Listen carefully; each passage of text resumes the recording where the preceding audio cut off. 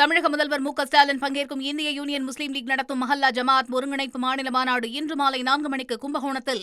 பாட்டாளி மக்கள் கட்சியுடன் கூட்டணி பேச்சுவார்த்தை என வெளியான தகவலுக்கு மறுப்பு தெரிவித்திருக்கிறது தமிழக வெற்றிக் கழகம். பாமகவுடன் கூட்டணி பேச்சுவார்த்தை நடத்தவில்லை என்று தவிகவுடைய துணை பொதுச் செயலாளர் ராஜ்மோகன் தெரிவித்திருக்கிறார். கூட்டணி குறித்து அதிகாரப்பூர்வ அறிவிப்பு வெளியிடப்படும் என்றும் கூறியிருக்கிறார் ராஜ்மோகன். தமிழக வெற்றிக் கழகம் பாட்டாளி மக்கள் கட்சியுடன் கூட்டணி பேச்சுவார்த்தை நடத்துகிறது என்று வெளியான தகவலுக்கு மறுப்பு தெரிவிக்கப்பட்டிருக்கிறது தவிக தரப்பில். இதுதான் முக்கிய செய்தியாக நாம் பார்த்து வருகிறோம்.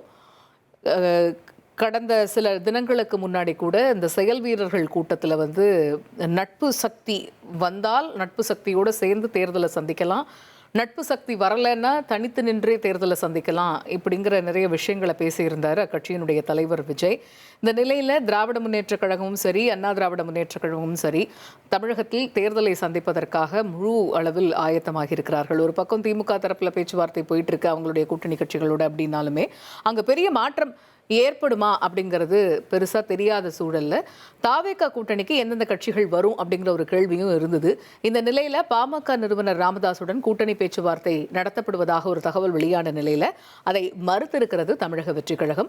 கூடுதல் விவரங்களை கேட்டு பெறுவோம். செய்தியாளர் மணிகண்டன் இணைகிறார். Over to Manikandan.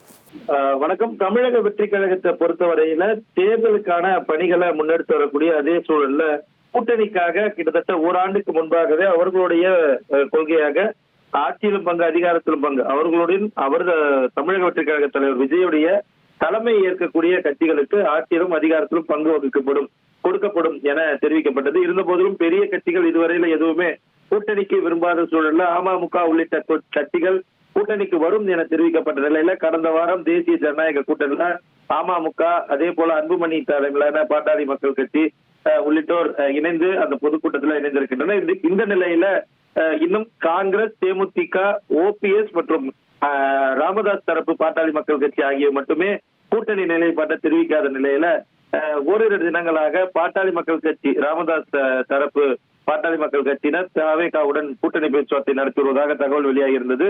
இந்த நிலையில இது குறித்து, அதாவது ராமதாஸ் தரப்பு பாட்டாளி மக்கள் கட்சி உட்பட பல்வேறு அரசியல் கட்சிகளுடன் தொடர்புபடுத்தி தமிழக வெற்றிக் கழகத்தை தொடர்புபடுத்தி கூட்டணி குறித்து செய்திகள் ஊடகங்கள்ல சமூக வலைதளங்கள்ல பரப்பப்பட்டு வரும் அனைத்து தகவல்களும் உண்மைக்கு புறம்பானவை என்றும் அடிப்படை ஆதாரமற்றவை என்பதையும் தெரிவித்து கட்சியுடைய துணை பொதுச் செயலாளர் ராஜ்மோகன் அவரது எக்ஸ் தளத்துல பதிவு வெளியிட்டிருக்கிறார்.